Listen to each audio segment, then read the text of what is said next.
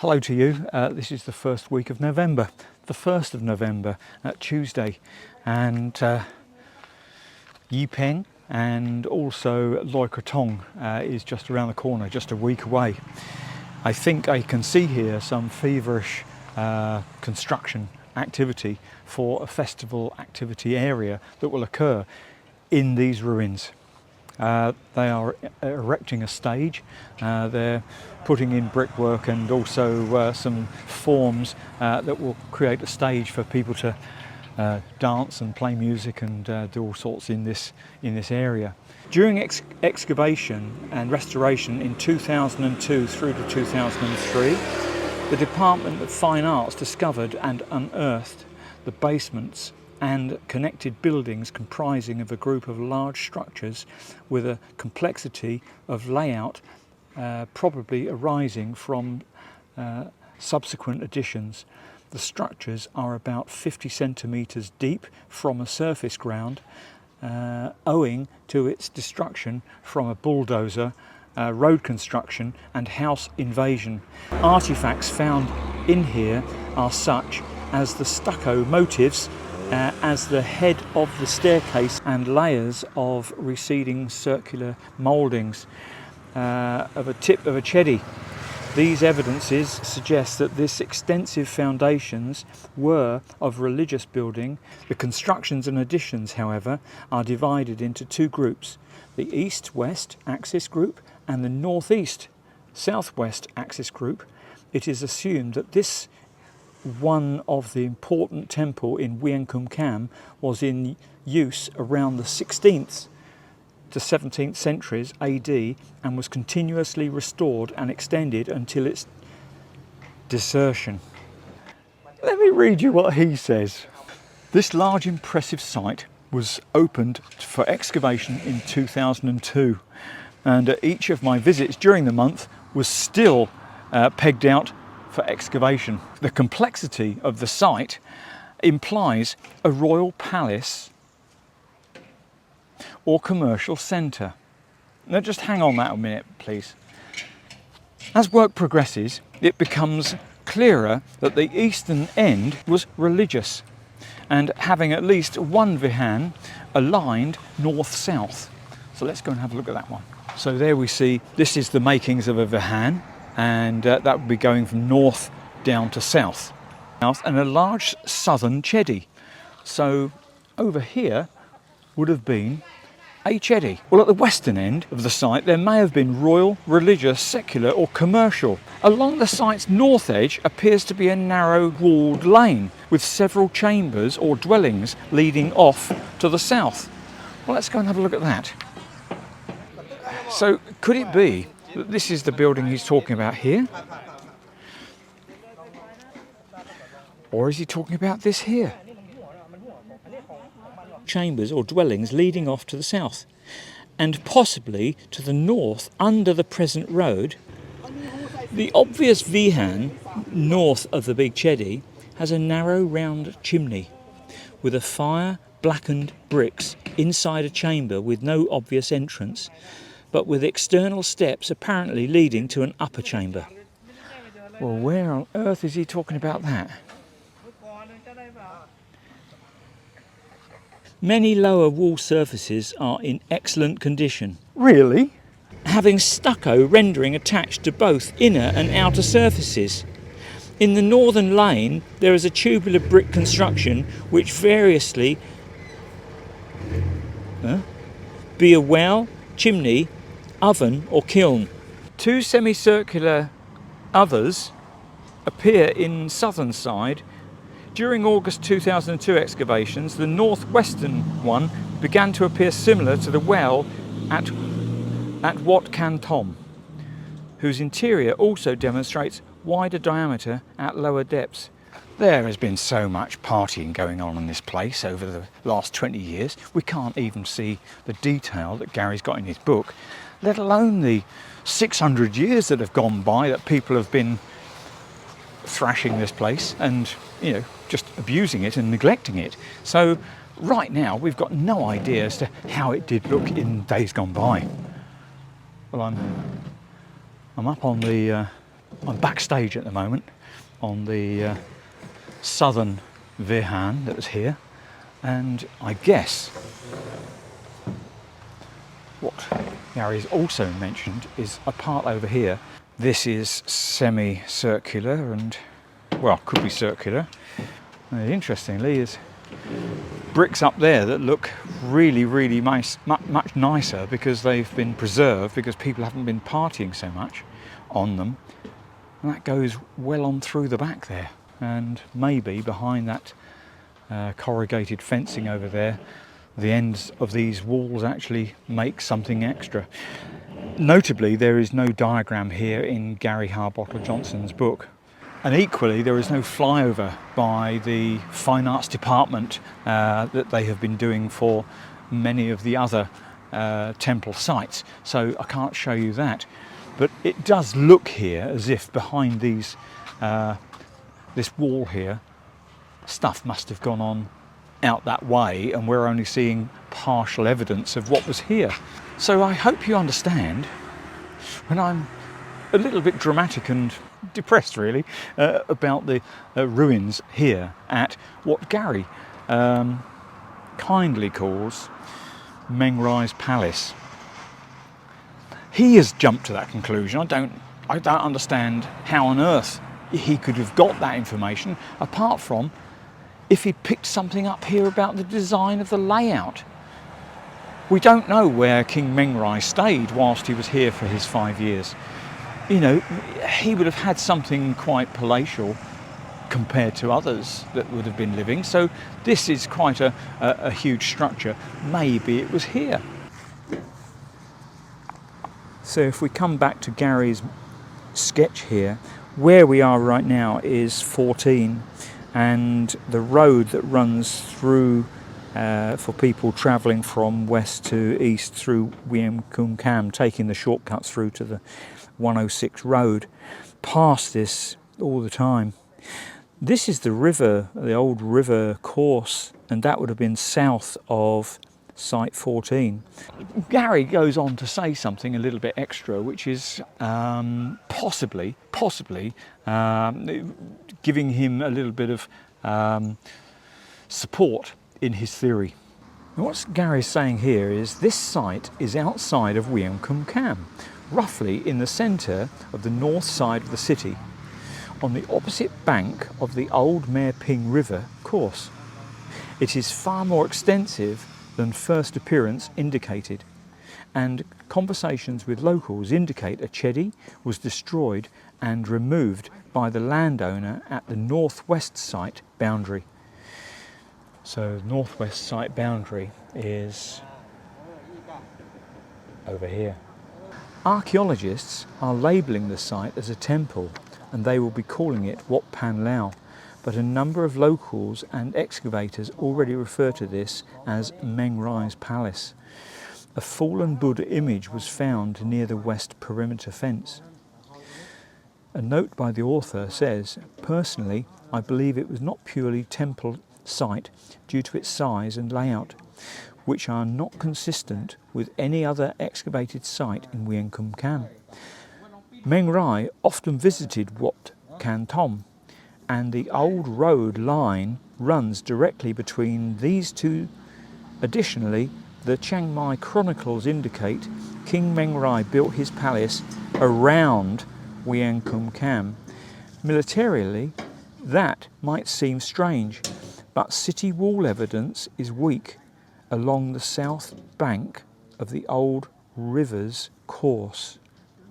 Thus, building a palace fortress opposite this weakness, guarding a hypothetical bridge, would be defensively advantageous." This number 18 in the centre, right in the centre, interestingly enough, was on an old road path that may well have been something that was traversed by King Mengrai on a regular basis. So if we come out of Wat Pan Lao and we go along this road here, we're going to take that little turning there on the left hand side where those motorbikes are now. Well, this water behind me is part of the old cut of the ping that comes over from the west, goes over to the east, and you can see up here the land falls down, and obviously in times gone by this has been part of the floodplain. The water embankment, palisade fencing, spikes, all that sort of thing to keep the nasty people out and the good guys in. Well, I'm altogether happier already. I've just parked my bike off the road here, and as I walk in off this patch of concrete that leads me into this site 15, I feel as if I'm in a different world. I really do. The site is surrounded by very old and extremely tall trees, from which curtains of creepers, well, they're still here, and other vegetation are hanging, making the site dark and difficult to photograph. Now, it's interesting, throughout Garry's writings here, he's giving tips as to how to get the best shots, and make sure you get extra camera film for your shots. And he even lists shops that sell film in his book, giving sort of guidance as to where to pick the best film up from and where to get refreshments from and that sort of thing. So it's an all-round good guidebook. It's very interesting. And here we see people have paid respects to this place by placing a spirit house where the local spirit of this location now lives, and a sign over here, but nothing from Chiang Mai Fine Arts Department. I can't see that sign anywhere. There are no historical records about the temple, and it has therefore been given the name of the landowners. It consists of a 6-pillar vihan, east facing, with a main chedi surrounded by altars except to the south. The vihan is Lanna style and in good condition, but only the square base of the chedi remains. The back wall of the vihan facing the chedi has some good condition stucco that has been clumsily repaired with modern concrete. Ah, I see. It appears that the temple has been built at least twice in the past, sometime between 15th and 17th century, which may assist with dating the Great Flood if some detailed scientific archaeology can be conducted here. Well, Garry makes some remarks about this wall. He says the temple boundary is not of consistent thickness and has convex, scalloped shape to both sides. Although this could be the work of restorers, the restored boundary wall remains, and the side walls of the vihan are now becoming ingrown with grass tufts, and many surface bricks carry the date 2000. Coming up onto modern concrete that's been put on to preserve the structure. But up on top here we can see evidence remains of the pillars that may have been here. The floor surface, this concrete looking thing here, of the vihan has been covered with modern concrete, which whilst ugly and out of character may be a preservation measure. A small trench-like recess has been left open, which reveals stucco work to the front of the Buddha image platforms. And he goes on to say, unusually for a Wiang Kum Kam vihan, this one has no side or rear entrance steps. So what he's showing us here is that this is the dated restored bricks. There's no side entrance, just a front entrance. And then here we have where the Buddha image would have stood, and a variety of Buddha images. And over the back would have been a chedi. Well, that was site 15, and that was Wat Ai Lan. And I now want to find an unknown temple in Garry's book. It's called What Name Unknown. It's site 16, and he says this small ruin lies in a private garden behind a large enclosure with concrete slab walling immediately south of Wat Ai Lan. This is where we are right now. It is accessed by an unsurfaced lane on the south side of the enclosure and completely hidden from roadside view. until you reach the end of the 75-metre lane, which tends to collect surface water in the rainy season. The house has two small friendly brown and white dogs who insisted on washing my feet with their tongues in July 2002. Now let's go and see if we can find some 20-year-old dogs who have got a passion for feet. Well, indeed, it is down the little track beside the entrance to the previous temple, and in the last 20 years quite a lot has been done by the look of it since Garry was here. We've got a lovely surfaced walkway around the outside. We've got pigs. I can't hear them, but I can smell them on one or two sides here. And we've got a sign by the Chiang Mai Fine Arts Department telling us the name of this temple. Believe it or not, it's called Wat Kum Kam No1. When the Department of Fine Arts did the excavation and restoration on this temple, 2002-3, it gave the name of Wat Kum Kam No1 for future reference. Ruins found here were those of a vihara, a chedi and a wall. The vihara was rectangular in shape with smooth and straight base and faced northeast. The base of the vihara was different from that of other temples in Wiang Kum Kam, which were usually bases with indented corners both in front and the back. The chedi was behind the vihara. The top had crumbled down with only the remains of the lowest base. There should have been other buildings in the temple grounds, but they were probably destroyed or buried. Important artifacts found from the excavation were pieces of the face and hair curls of the limed Buddha image and pieces of the feet and arms of the bronze Buddha image. From its architectural style, this temple is dated to the 16th, 17th century. Yet again, dated 16th, 17th century. Well, let's have a look at what Garry's got to say here. The ruins are in a particularly poor condition and appear to have never been restored or repaired. Additionally, the area south of the chedi floods to about 1 metre in rainy season, making access difficult. The ruins appear to comprise a vihan with shelf, platform for Buddha images and a chedi, both aligned roughly north-south. Insufficient features were visible to guesstimate a date for the site. There is a customary pile of recovered bricks to the west of the buildings. I have been unable to locate a name for this site. So this is rather grainy old photo in 2002. And here we see some rather crudely laid bricks to form a steps up. And once again, there's no side steps anywhere. This all looks very modern. If I look hard enough, I'll probably find a year 2000 brick somewhere. Interestingly, no little Buddha statues, nobody makes a merit here. In the last 20 years, it's got a name. It's been renovated to the extent that you can recognise it as a structure. We don't know how much was renovated. We don't know what wasn't renovated, what was here before, really.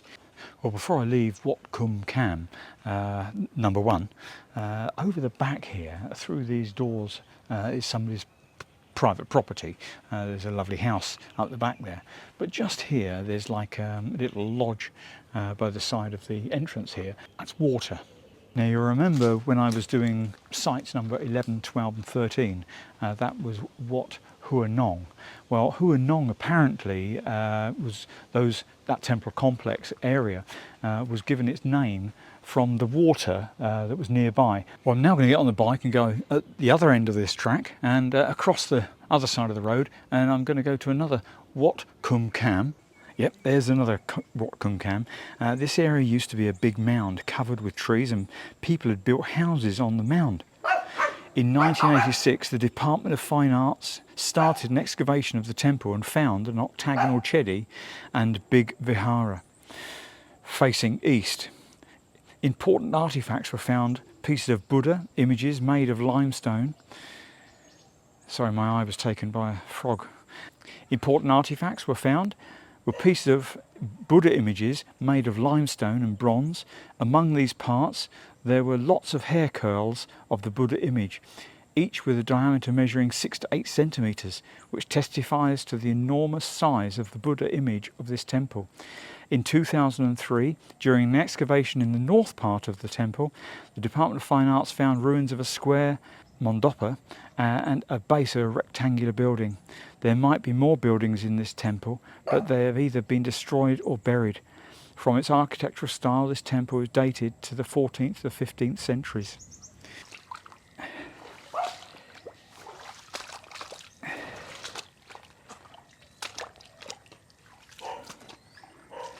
There's a spirit house in the corner, and you can walk across this little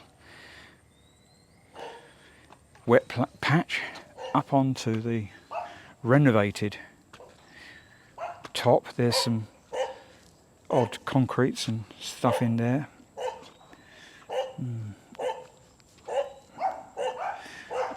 Got a beetle in my shoe, hang on. There we go.